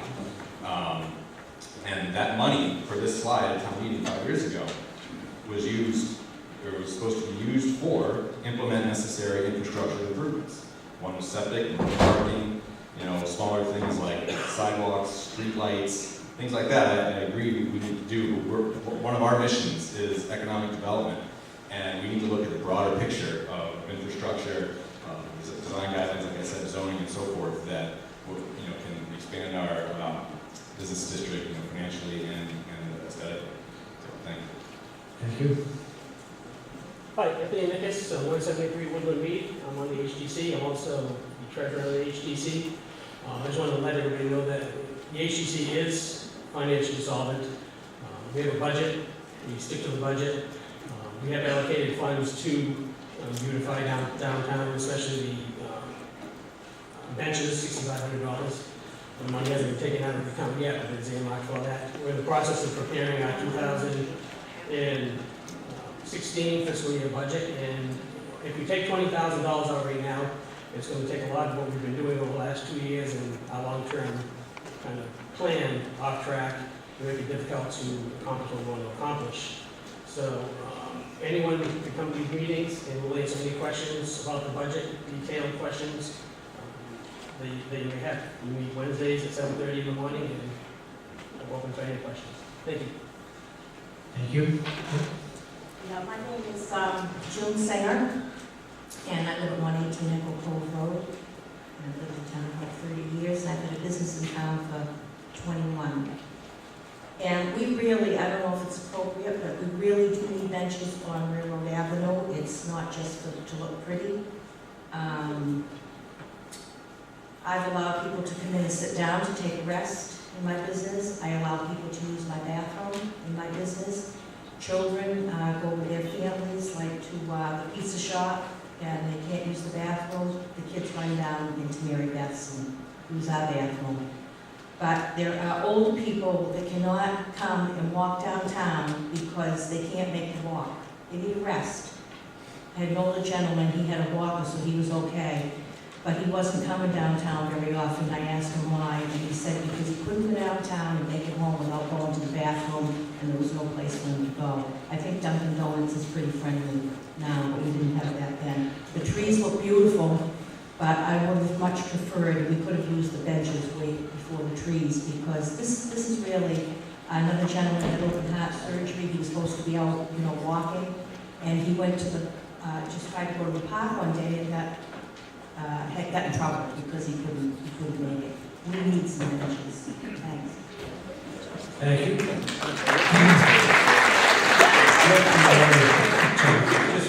Just so that town meeting understands, and thank you. The HDC did approve funding of $6,000. Benches will be installed this spring, at least 2, if not 3, with those funds. So the benches are coming. Thank you. Hi, I'm Janet Aldridge, and I live in senior housing, and I want to just affirm that comment that was just stated. I don't want to take up any time, but the sidewalks are so disgusting, actually, that I walk in the street. I have walking problems, so I can't, it's really a mess, Railroad Avenue, and I don't want to make people feel uncomfortable.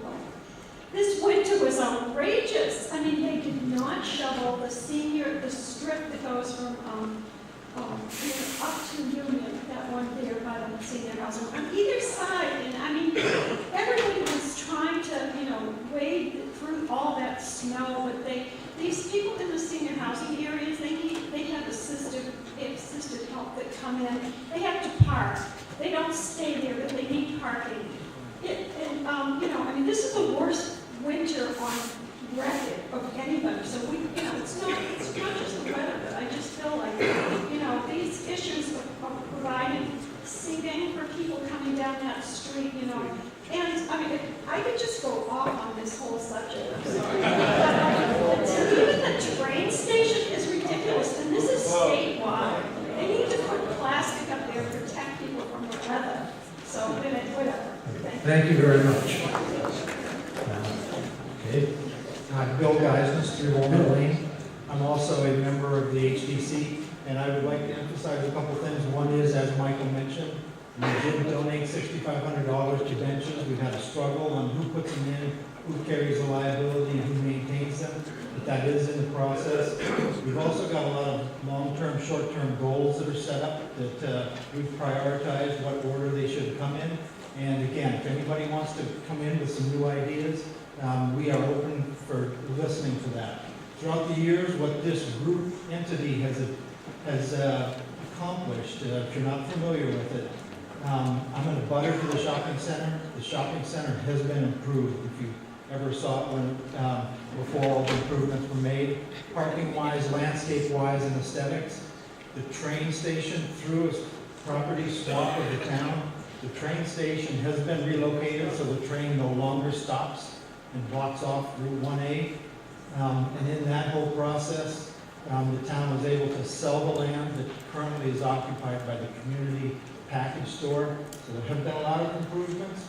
We've got a lot of big scale things we like to do and a lot of small scale things we like to do. So we need this money, as Brian mentioned, to meet some of the goals of what we've had. We've also volunteered a lot of our time holding weekend meetings to get your input. We've had some good successes in that. About 40 people have showed up for those 3 processes.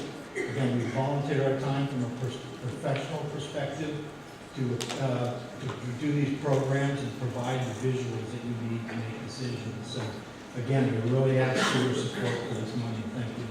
Thank you very much.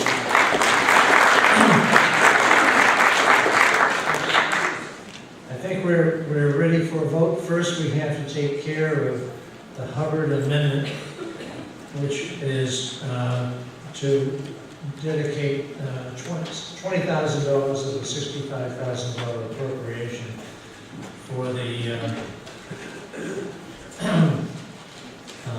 to be applied for benches, trash barrels, flowers, and overlay, holiday decorations.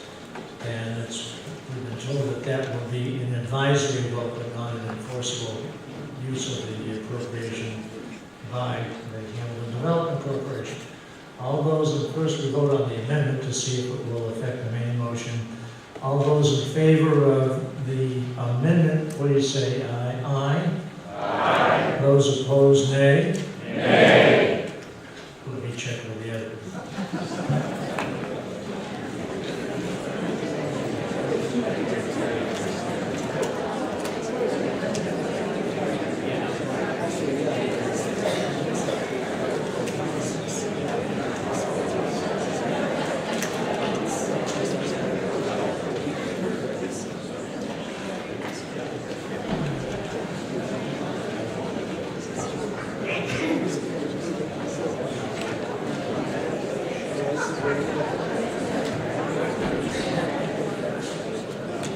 Cafeteria delegation concurs. The amendment did not pass.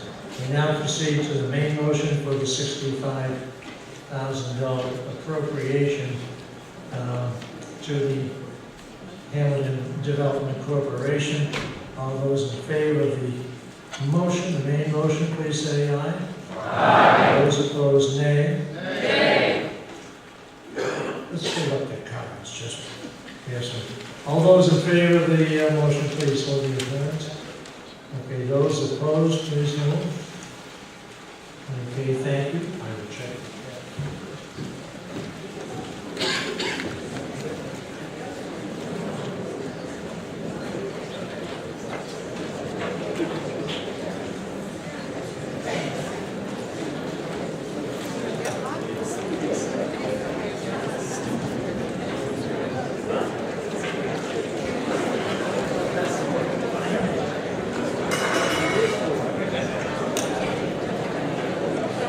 Motion for the appropriation for the Hamilton Development Corporation is approved and so declared. Now, we only have, next we have 2 more appropriation articles before we get into the planning and zoning articles. And let's see if we can get several of these under our belts, and then we'll take a break. Article 213 for a rewrite of the zoning bylaw. Recognize Rick Mitchell of the Planning Board. Thank you, Mr. Moderator. Yeah. I move that the town raise and appropriate $50,000 to obtain professional services to provide technical and legal assistance in reviewing and rewriting the provisions of the town's zoning bylaws. Is there a second to the motion? Second. Motion has been seconded. Mr. Mitchell? Thank you very much. I'll make this brief. The reason we're asking for this money is because our original zoning bylaws were adopted back in 1957. In the 58 years that have occurred since then, there have been dozens of new bylaws and amendments to the existing bylaws. And over that time, different planning boards use different terminology and different language. And the result is that we have wording that's not consistent, that is confusing, and interpretation is difficult, not only for residents and homeowners who want to use our town bylaws, but it also becomes somewhat confusing for planning board members, and we get into some contentious discussions about what they mean and what they don't mean. And in short, they really need to be reorganized, rewritten. For example, we don't have a standard list of definitions. What is a building lot? What is a lot? We need to have those so that it reads easily, it's comprehensible, and it makes sense, and we can interpret it and enforce it. So we will use this money to hire land use legal consultants to reorganize, clean up the language, and provide clear planning terminology, make recommendations for update or changes to existing bylaws. These will then be presented to the planning board for review in public hearings and adoption. If these bylaw changes are proposed, these will be subject to public hearings and then presentation to the town meeting, and will have to be approved by a 2/3 majority. Thank you. Any further discussion?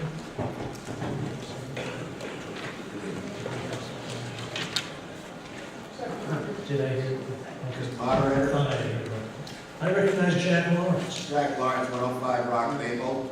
I think zoning bylaws are absolutely fundamental to the culture and way, the kind of town we are. That certainly they are well overdue for review, but like all our bylaws, which probably should have a good study, it's the kind of thing that I think should be reviewed in the first instance by an ad hoc committee of citizens of this town who look at it with the idea of the culture, with the basis of the culture of the town in mind, and they can review it. Certainly, if they need some technical assistance, that's all fine, well and good, but I think an ad hoc committee could serve ultimately as a farm team for producing government officials and so forth, and will get people involved. It should be made up of people who are not now currently involved in government, and technical assistance, as I say, is fine, but we do not want a generic set of bylaws that would fit Danvers or Wellesley or someplace else. We, Hamilton, I think would like to think of ourselves as unique,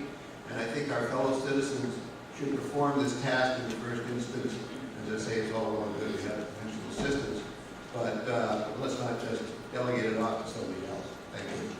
Thank you. Hi there, Tess Leary, 209 Bay Road. I completely agree that the zoning bylaws need to be addressed. I think frankly, the lack of them is the real problem. My question actually is, how did you come to this? This $50,000 seems staggering to me. Just in terms, like 1,000 hours? I mean, how did you come to this amount in terms of who's going to get all this money? I can fill that. Michael Navarro. Our planning director, Patrick Griffin, and I worked with folks in the field to determine, quite frankly, this is actually on the low end. If you include a community-based initiative to reach out and set a vision, that figure can rise to over 6 figures. So it takes a lot of time. It takes a lot of time of a professional to help work through that. And while I'm in favor of public input, I think all too often we use ad hoc committees which comprise a very small portion of the community. Part of the funding and the reason why it's so high, to get an answer to your question, is that it includes at least 2 events where we reach out to the public at large, and we want to hear from you the community in terms of what you want your Hamilton to be 50 years from now, not a microcosm or a small group of folks that are working on this. So it involves a broad reach out to the community to understand really what it is you want from Hamilton. Yeah, and to Jack Lawrence's concern, this isn't going to be dropped down from manna from heaven. This is going to be using our existing bylaws that have been vetted by the planning board and approved by a 2/3 majority of the planning of the town meeting. And it will be vetted again by, as Michael said, in public meetings and public discussions by the elected members of the planning board. And then it has to come before town meeting. So this is not going to be any kind of generic, outside consultant imposing guidelines or bylaws on the town. It's cleaning up and improving what we already have so that they're easy to use, interpret, and are using modern terminology. And I very much think it's needed. Thank you. Recognize Bill Bowler. Thank you, Mr. Moderator. Bill Bowler at 328 Essex Street and Chairman of the Zoning Board of Appeals, which is one of the land use boards that deals with and interprets the zoning bylaw. And from that perspective, I would definitely agree that it needs a very substantial rewrite. I think we should spend the $50,000. I do become a lawyer because land use, and if you compare our bylaw to other cities and towns in terms of ease of use, we're way down at the bottom of the list in terms of, we don't have things like use tables and things like that that really make it easier for citizens to use it. So I think this is money that should be appropriated. Thank you. Any further comments? Now let's go for a vote. The vote is to see if the town will raise and appropriate $50,000 to retain professional services to provide technical and legal assistance in reviewing and rewriting provisions of the town's zoning bylaws. All those in favor of the motion, please say aye. Aye. Those opposed, nay. Nay. Let me check with the captain.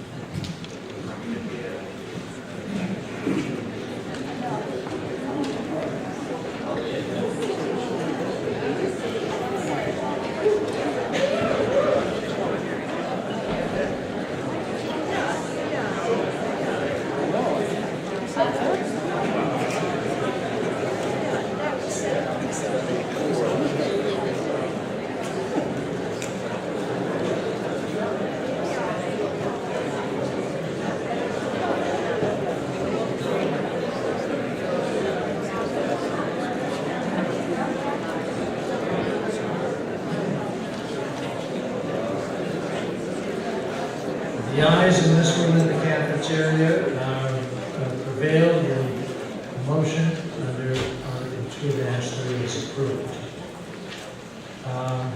Article 2-4 is the Water Distribution System Replacement Program. This is our final appropriation article. I recognize Charlie Chivakos. I move that the town appropriate $5 billion to pay costs of Phase 2 of the town's water distribution system replacement program, including the payment of all costs incidental and related thereto, and that to meet this appropriation, the treasurer, with the approval of the selectmen, is authorized to borrow a said amount under and pursuant to Chapter 44, Section 8(5) of the general laws, or pursuant to any other enabling authority, and to issue bonds or notes of the town therefore. Is there a second to that motion? Second. The motion has been seconded. Mr. Chivakos, you want to speak to that? I will move to Michael in a second. Just a note, the water enterprise is a completely self-supporting enterprise. So any money needed for either capital or ongoing expenses is completely paid for by water rates. And this will not have any effect on the tax rate. And it's part of an overall much needed restoration plan. Yeah, Recognize Michael Lombardo to speak to the motion. So town meeting, you may recall, about 4 years ago, we came to you and asked for the first installment of $5 million to begin the replacement of our water distribution system, water mains that were, at the time, largely 60 to 70 years old. The ones that were not replaced have not gotten any younger. We'd like to continue the process. We used the last of that $5 million this spring and summer, and then it'll be time to consider doing the next wave. I know, in speaking to some of you, that there's a concern, well, when's the next $5 million going to hit? We believe, that we being the DPW director and I and our water plant operator and staff, that after this next $5 million is spent, that it's time to evaluate kind of where we are and determine where the future of our water systems are going. Part of this $5 million will also be to look at exploratory wells.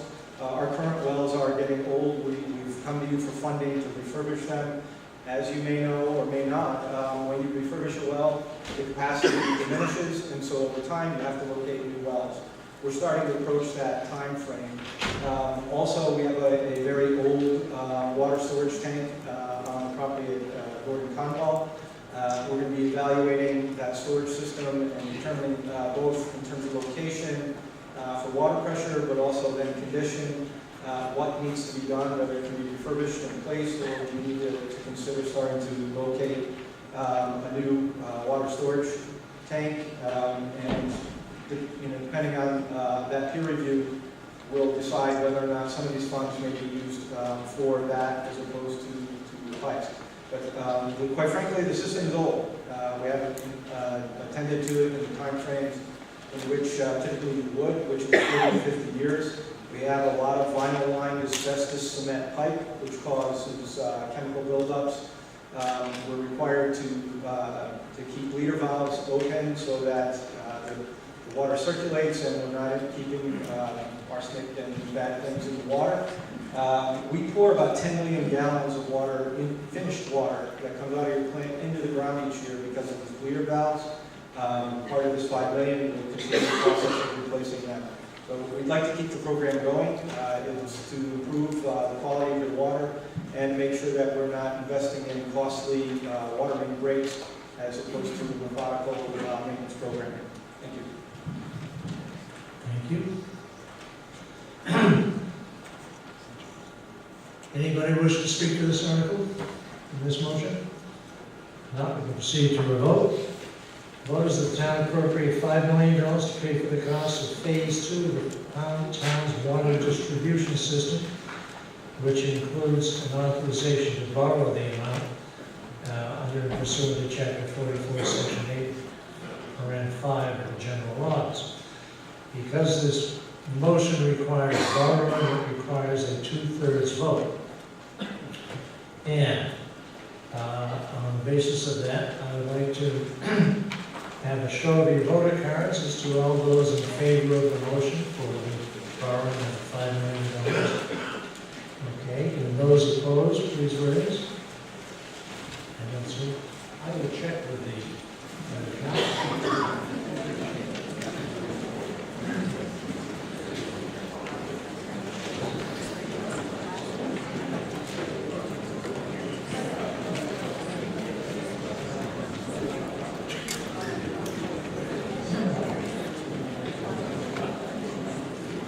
Phase 2 water appropriation passes unanimously. I so declare.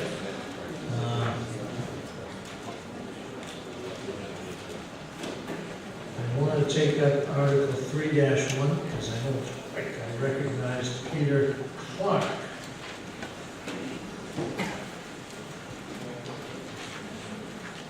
I move that the town amend the zoning bylaw section 5E7, permitted uses, to expand the potential senior housing opportunities by adding and lettering the following subsections as permitted uses for a senior housing development. J, semi-attached dwellings. K, two-family dwellings. L, three-family dwellings. And M, four-family dwellings. Is there a second to that motion? Second. The motion has been seconded. Mr. Clark? The mystery as to why we have to make an amendment to the senior housing bylaw is that K, two-family dwellings, was omitted. The possibility of building duplexes along with single-family houses or three families and so forth was omitted by mistake. We assumed that multifamily housing meant multifamily housing, but some of the applications in front of the planning board felt there was a risk that without saying duplex or two-family dwellings, they might be challenged legally. So we want to add K, two-family dwellings, to the possibilities in the senior housing design. Thank you. Any discussion, further discussion? Yes? Hi, Jake Kumar, 12 Hatfield Road. So people are probably wondering why I'm speaking to this. I live close to multiple parcels of land that just went up for sale, approximately 42 acres of land actually. And the timing of this seems strange to me. That what I've heard through the grapevine is that there's a developer who has the land under agreement and they're around looking to do a senior housing development, and in turn most likely trying to add more units to it than there would originally be allowed by zoning. I moved here only 20 months ago. I've got an 18-month-old son, another one on the way, with the idea of moving to the end of the dead-end street that now potentially has a development. I'm not anti-development. I work for a real estate developer. I've been in real estate for 15 years. But when I saw this change, it precipitated a call to Patrick Reffett, who was great. We had a nice discussion about this. We just approved $50,000 to rewrite the zoning bylaws, because I agree that the definition of dwelling versus unit, no one really has a definition for that. But and if we want to just add two-family dwellings, I understand, but I don't really understand the need for semi-attached dwellings, three-family dwellings, and four-family dwellings. I don't know if this is for one specific development or multiple developments, or what it's necessarily for, but in light of the fact that we just approved $50,000 to rewrite a confusing zoning bylaw, which I've spent a lot of time reading, and I agree it's confusing, I would urge people to vote against this, and because I think in the end, it'll make it easier for people to get large projects most likely approved in a town where I don't think that that's what people are really looking for. Mr. Clark, would you like to respond to that? Before you go away, I'd like to get your attention. Sure. This is a case where two developers have brought applications before the planning board, and each of them presented a series of two-family dwellings, because the appeal of the two-family is not that one's upstairs and downstairs, but they're side by side with a common wall. And this is a cluster bylaw. Clustering means bringing units next to each other and don't have setbacks between units. So we just don't have the ability to allow clustering in a major clustering bylaw. So this is making a word change simply to allow clustering without causing what has been shown to us is a three-family building, which is sort of inappropriate in a country setting. So we're trying to really clean up a word problem, which is all it is. There's no impending applications that we know of, and there are already limits in the senior housing bylaw, not allowing more than a certain amount of density within a half mile of each other or in other parts of town. So I don't think that this is going to sort of unlock the floodgate. There's a maximum of 100 senior housing units in the whole town. So yeah, and I can't necessarily say I agree or disagree, because I'm confused by it, because then I understand it with like multifamily buildings. What I'm trying to convince you is that this is one of many ways of enhancing the possibilities, but all we're talking about is allowing side-by-side two units to exist, and that is omitted from our bylaw as it exists. Okay. Mark Johnson? So I'm encouraging the this. This is really prohibiting any use of the senior housing bylaw. Mark Johnston, would you like to comment on that? Yes, please. So, one of your concerns, I thought I heard you say, that you were concerned that this would allow or somehow change the density that's allowed, and sort of give some rights to build more units that wouldn't otherwise happen. This doesn't address that. So the bylaws that we have address the number of units that are permissible on the lot. This just addresses the configuration of those units. And like Peter said, this was not in response to anything that might have been near you. This was a flaw that we had recognized in the normal course of trying to operate other applications, where the intent of everybody involved was indeed to allow two units attached to each other. And so this is just literally cleanup. And it is not at all to enable something else or to create any more density rights than what we already permit. Thank you. Further comment, Mr. One Mitchell? quick comment. I understand, I've heard about the Cutler Ridge property. That's not something that's before us, and this is not intended to do that at all. This is actually land preservation. This is about not using up vast amounts of property to get large single-family homes, but as Peter said, cluster them in discrete and tight units and maintain open space. And this actually gives the planning board the ability to actually help make that happen. Everybody's concerned about open space and preservation of open space. These are the tools that we need to help make that happen in this town, so that on the Cutler Ridge property, or at Patton property, or at Canterbrook that will come before us again, that you're not having these sprawling subdivisions with big houses. You have small discrete units that use the land carefully and protect open space. Thank you. Thank you. I think we're ready to vote. The motion is that the town amend the zoning bylaw of the Vista Center to expand potential senior housing opportunities by adding what was in the motion. Essentially, it's just adding the two-family dwellings to the list and re-lettering them. As an amendment to the zoning bylaw, it requires a 2/3 vote. All those in favor of the motion to amend as per the motion, please raise your voter cards. Thank you. All those, any of those, or all who are against, please raise. Thank you. I'll check.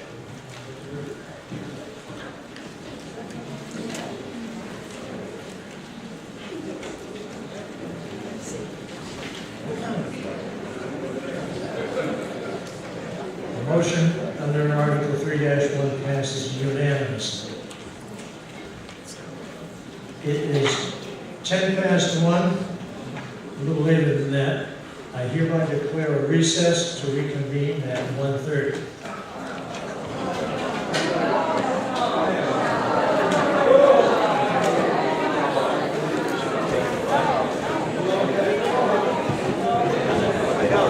Thank you for your patience. Some of us need a little.